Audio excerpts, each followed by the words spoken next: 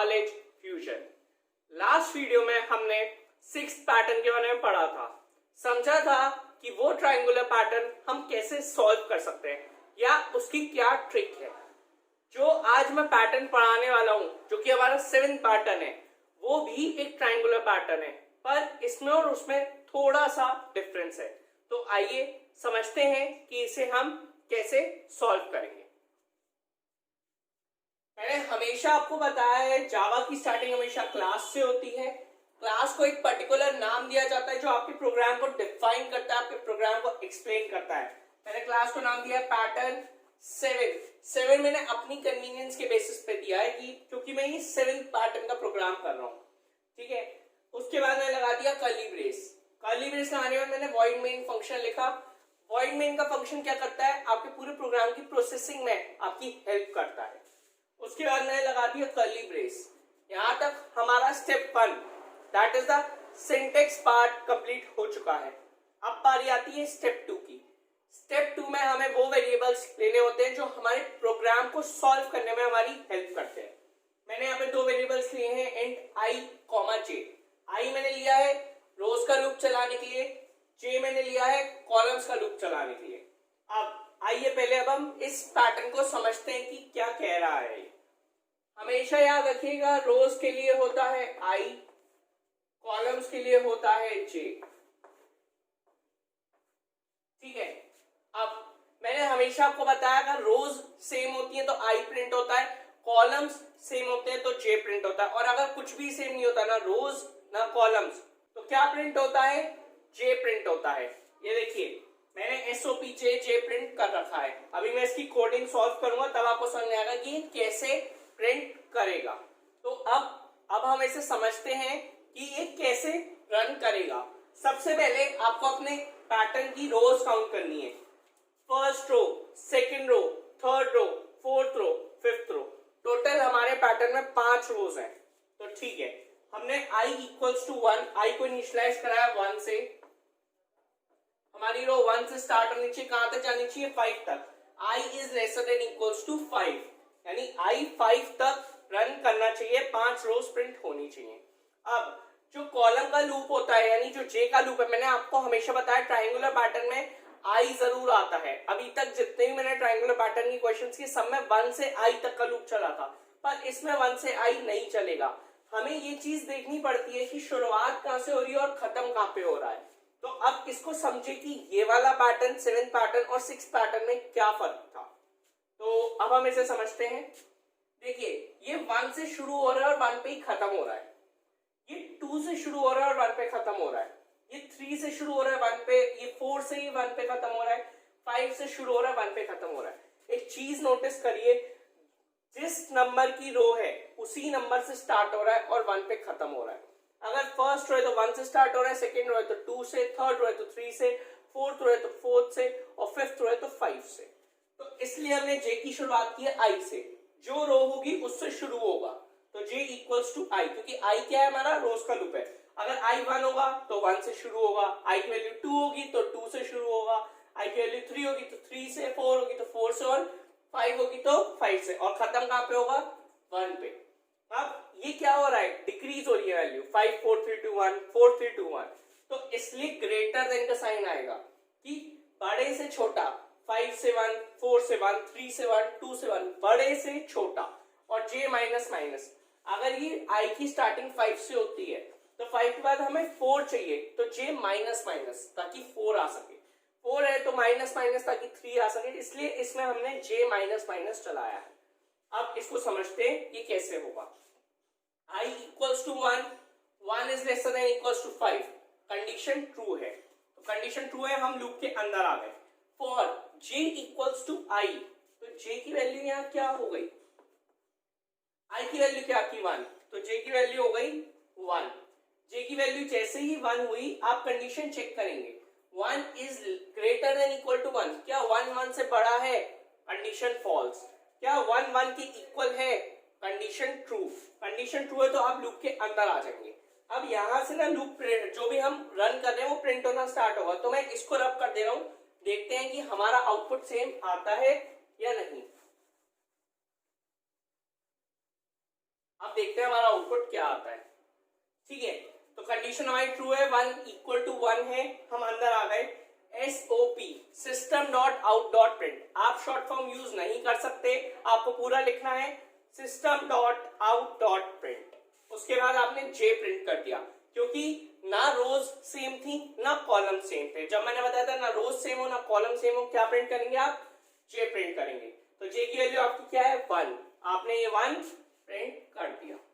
अब इसके बाद आप यहां से ऊपर जाएंगे। अभी मुझे लाइन चेंज नहीं करनी, इसलिए मैंने ln नहीं लगाया। ln तब लगाया जाता है जब हमें लाइन चेंज करनी होती है। मैंने सिर्फ SOP that is system dot out dot print लगाया है। j माइनस माइनस, j की वैल्यू 1 से क्या हो जाएगी? 0 हो जाएगी।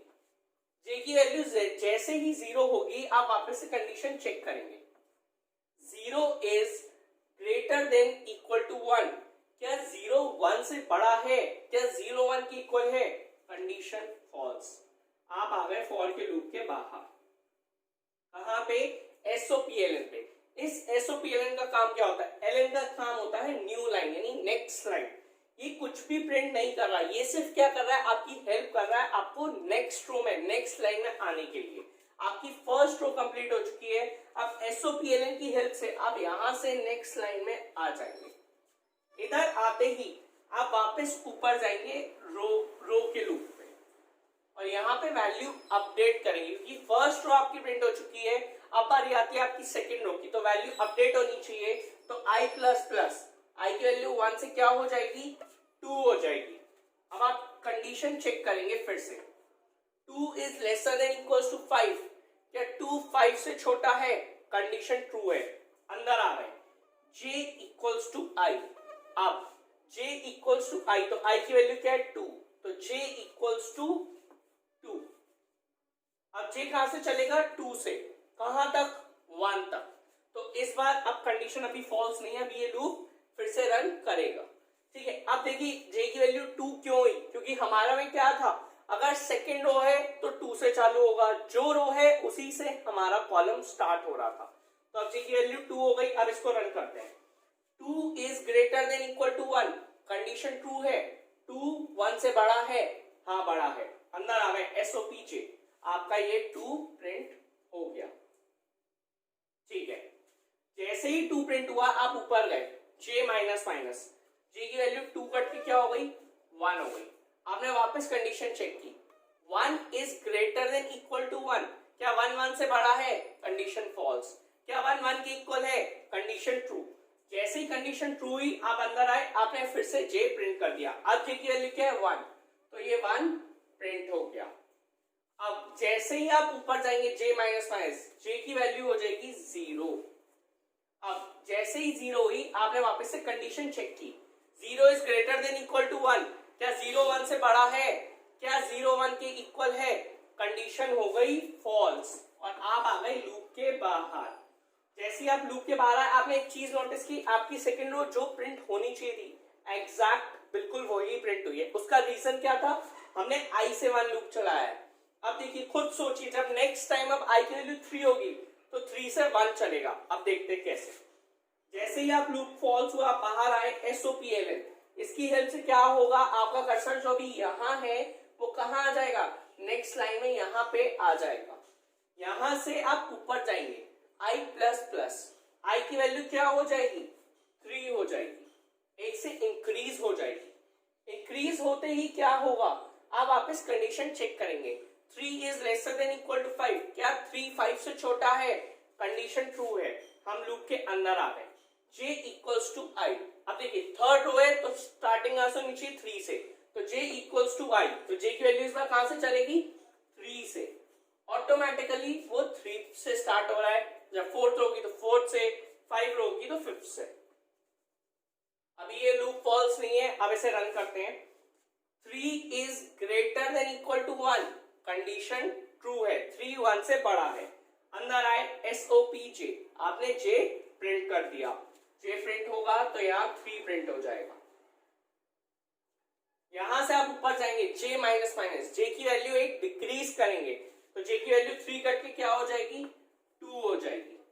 जैसे ही j की वैल्यू 2 हुई, अब वापस कंडीशन चेक करेंगे, 2 is greater than equal to 1, क्या 2 1 से बड़ा है, कंडीशन ट्रू, वापस आप अंदर आ गए, एसओपी जे, आपने j को फिर से प्रिंट कर दिया, तो इस बार j की वैल्यू क्या है, देखिए j की वैल्यू 2 है, हमने 2 प्रिंट कर दिया।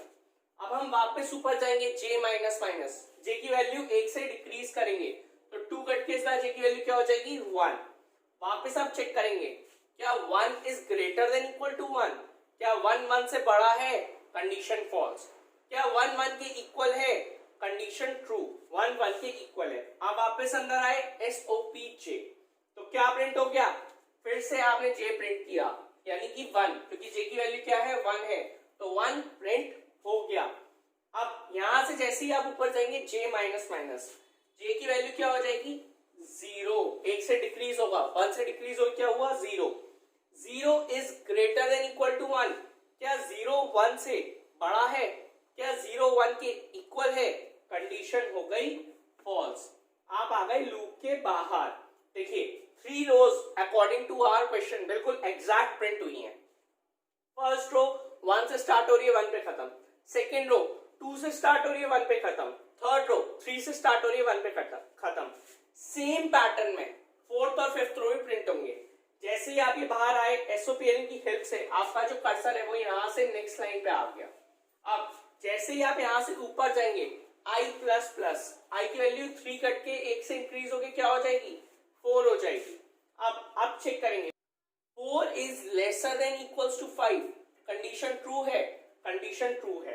अब वापस अंदर आएंगे, अब फोर्थ और फिफ्थ रो के लिए रन करेंगे, ये हो जाएगा 4 3 2 1 और ये हो जाएगा 5 4 3 2 1।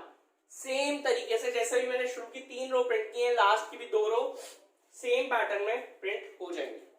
तो इसकी बेसिकली ट्रिक क्या थी, हमने एक चीज ध्यान देनी थी बस, ट्राइंगल पैटर्न की ट्रिक वही कि j का लूप में i आएगा और रोज जितनी है 1 से 5 चलेगी।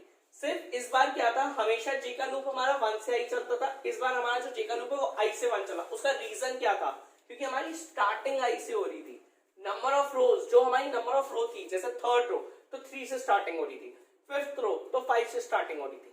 तो इस चीज का आपको बहुत ज्यादा ध्यान देना है कि स्टार्टिंग कहाँ पे हो रही है और खत्म कहाँ पे। देखिए खत्म होने वाली नंबर जो है वो सेम है, 1 1 1 1, सब 1 पे खत्म हो रहे हैं, तो हमने यहाँ 1 लगा दिया। स्टार्टिंग वैरी कर रही है, स्टार्टिंग में कोई एक सेम नंबर नहीं है, ए पहले 1 है, फिर 2 है, फिर 3 है, फिर 4 है, फिर 5 है। एक चीज और, जहां पे वैरी करता है, जहां पे भी कोई नंबर वैरी कर रहा है वहीं पे हम मोस्टली हमेशा आई लगाते हैं। तो हमारी स्टार्टिंग में वैल्यूज वेरी कर रही थी, तो हमने आई का लूप, आई स्टार्टिंग में j इक्वल्स टू आई लगाया और i से 1 तक चलाया, ताकि एग्जैक्ट सेम आंसर आए जो हमें चाहिए था। तो आई होप कि आपको ये 7 पैटर्न क्लियर हो गया होगा। अगर ये वीडियो पसंद आई हो तो इसको लाइक करें, शेयर करें और चैनल को सब्सक्राइब करना ना भूलें। और एक इंपॉर्टेंट बात, अगर आपको कोई भी कैसा भी डाउट है या कोई भी क्वेरी है तो आप मुझे कांटेक्ट कर सकते हैं। मेरी मेल आईडी, मेरा कांटेक्ट नंबर और मेरी इंस्टाग्राम आईडी डिस्क्रिप्शन बॉक्स में अवेलेबल है। Have a good